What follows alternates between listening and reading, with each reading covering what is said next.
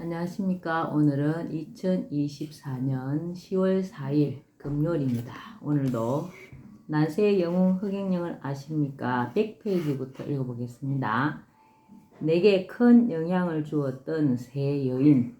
나는 버스 정비공으로 일하다 다시 천막으로 돌아왔으나 아직 몸이 완전히 회복되지 않은 상태였다.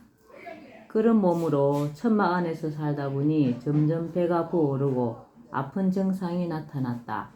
할 수 없이 밤이면 교회 강당에 들어가 쉬기도 하다가 어느 날 북한 산성 부근의 노고산에 있는 흥국사를 찾아갔다.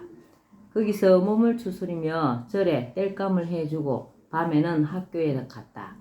내가 머문 곳은 대문 옆에 있는 한 평 정도의 작은 문간방이었다.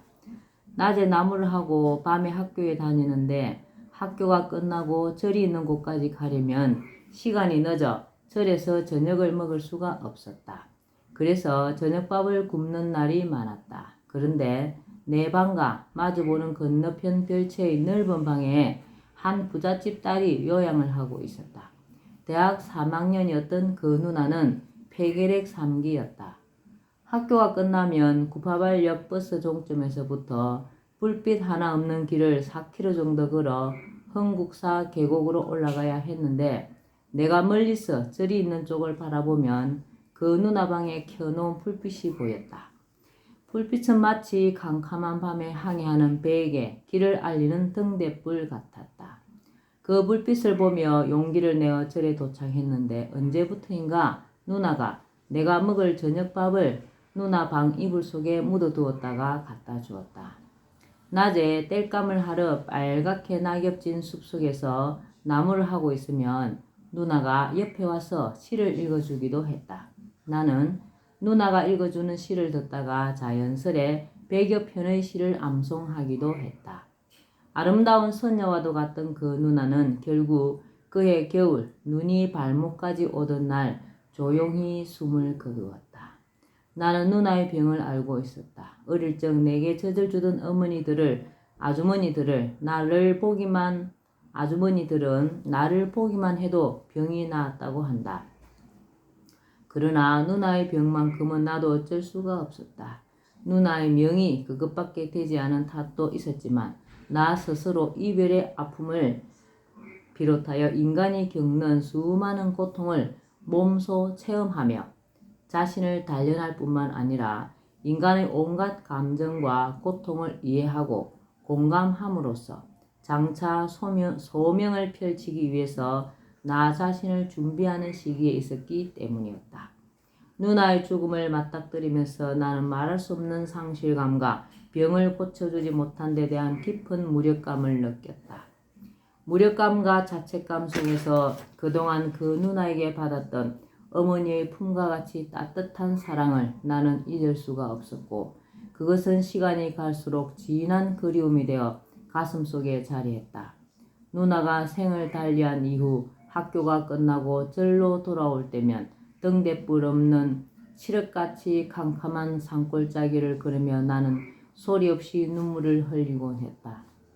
저녁밥을 굶은 채 절간의 문간방에서 자정이 넘도록 공부를 할 때마다 금방이라도 누나가 밥상을 들고 들어올 것 같아 나도 모르게 문 쪽을 바라보기도 하였다. 어머니는 나를 낳은 지 3년 6개월 만에 돌아가셨다. 어머니의 상녀가 나갈 때 동네 아주머니들이 니네 엄마 꽃가마 타고 서울 간다 라고 하자 철없던 나는 그 말을 그대로 믿고 춤을 추면서 아이들에게 자랑을 했다고 하며 그 모습을 보고 온 동네 사람들이 울었다고 한다.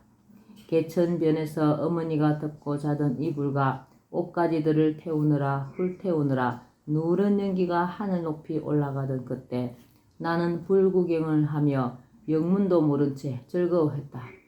4살의 어린 나이 그때는 어머니의 죽음을 채 알지도 못하고 어머니를 떠나보냈다. 그러나 낙엽이 진 산사의 계곡을 거닐면서 외로운 한 소년에게 아름다운 시를 가르쳐준 그 누나의 죽음 앞에서 비로소 나는 많은 것을 느끼게 되었다. 남은 자들이 다시는 그 모습을 이 생에서는 볼 수 없는 죽음, 그것이 가져다 주는 인간들의 깊은 슬픔과 상처, 이별의 아픔과 그리움, 어린 송아지를 두고 눈물을 흘리며 도살장으로 팔려간 어미소와 낙엽처럼 죽어간 누나를 살릴 수 없었던 그때의 기억은 어머니에 대한 그리움과 함께 참으로 형언할 수 없는 가슴의 상처로 남았다. 누나가 세상을 떠난 얼마 뒤 나는 그절을 떠나 다시 홍제동의 천막으로 돌아왔다.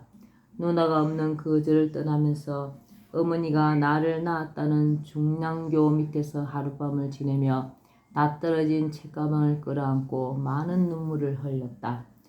새삼스럽게 어머니가 더욱 그리웠다. 초등학교 3학년 때 부임해 온 김명숙이라는 여선생님은 내가 부모가 없다는 이유로 수업이 끝날 때마다 선생님 옆에 나를 세우고 내 손을 잡고는 학생들로부터 경례를 받곤 하셨다. 그리고 나를 교무실로 데리고 가서 선생님 옆자리에 앉혀놓고 일을 시키며 많은 이야기를 해주셨다.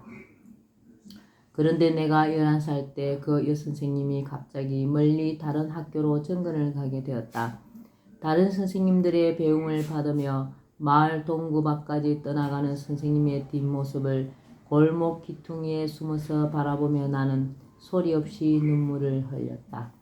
떠나기 이틀 전 선생님은 나를 데리고 마을의 강변 언덕에 앉아서 저 강물이 언젠가 바다에서 서로 만나듯 다시 꼭 만나게 될 거라며 공부를 포기해서는 안 된다며 내 손을 꼭 잡고 눈물을 흘리셨다.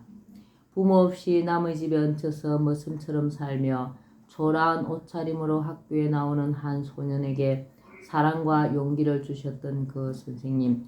누나의 죽음 이후 그 선생님은 어디서 어떻게 살고 계실까 하는 궁금증과 아련한 그리움이 밀려왔다.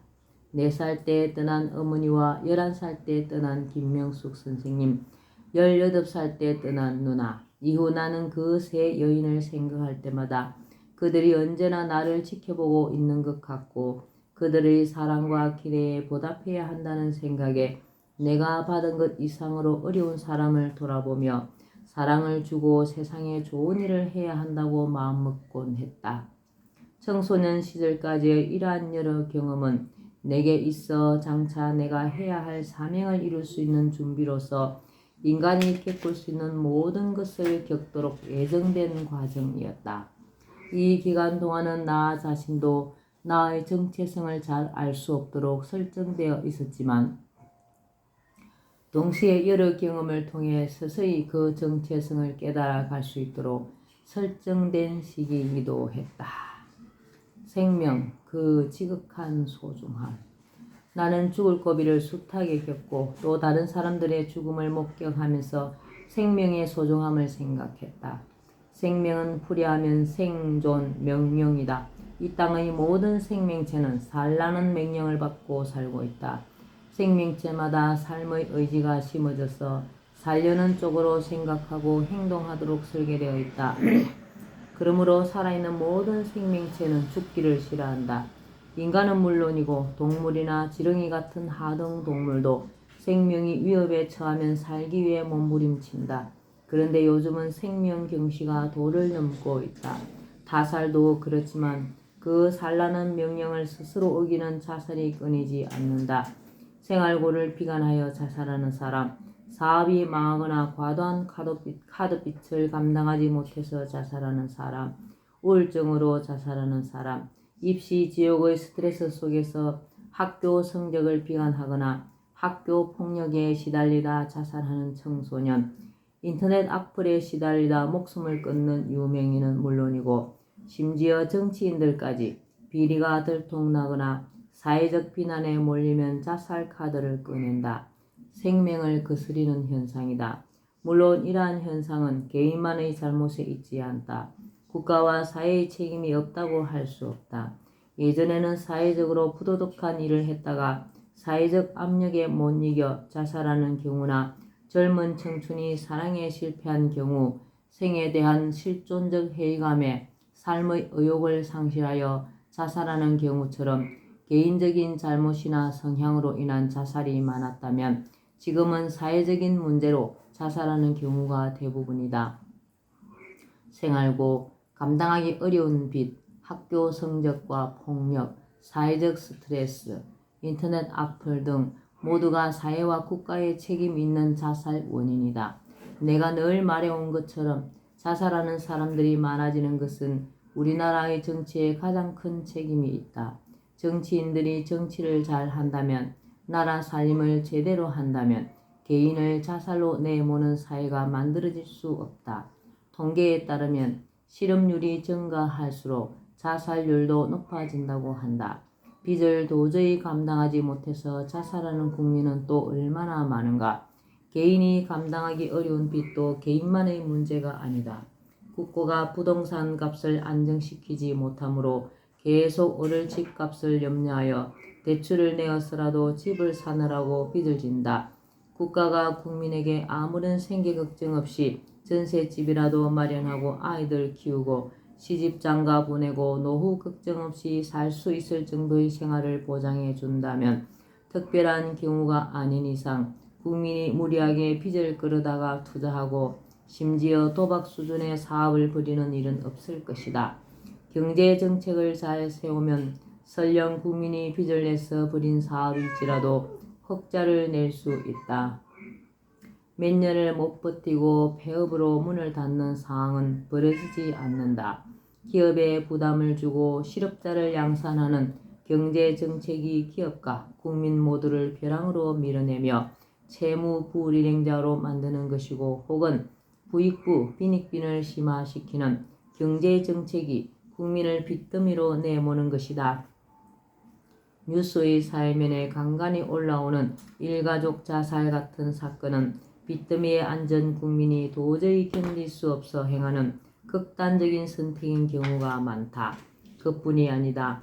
왜 정치인들은 아이들이 즐겁게 배우며 창의력을 발휘하고 인성을 높이는 교육으로 교육계획을 하지 못하고 아이들을 입시지옥과 학교 폭력 속에 방치하여 자살하는 청소년을 만들어내는가? 이처럼 정치가 바로 서지 못하면서 부끄럽게도 우리나라는 OECD 국가 중 자살률이 가장 높은 나라가 되었다. 생명은 고귀하다. 절대로 함부로 끊으면 안 되는 것이다. 나의 목숨도 소중하고 남의 목숨도 소중하다. 사람의 목숨도 소중하고 동물의 목숨도 소중하다. 모두가 생존 명령을 받아 살아갈 권리와 의무를 갖고 있다. 개개인은 생명의 소중함을 각성하고 자신의 생명을 귀히 여겨야 한다. 정부는 국민이 생명까지 포기할 정도의 벼랑 끝으로 내몰리지 않도록 민생을 정책의 가장 중심에 두어야 한다. 이념이든 사상이든 국민의 생명을 가볍게 여기는 것은 바른 것이 아니다.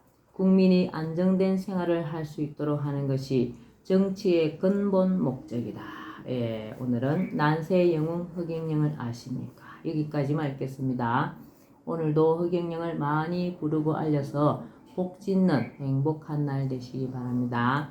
감사합니다. 허경영.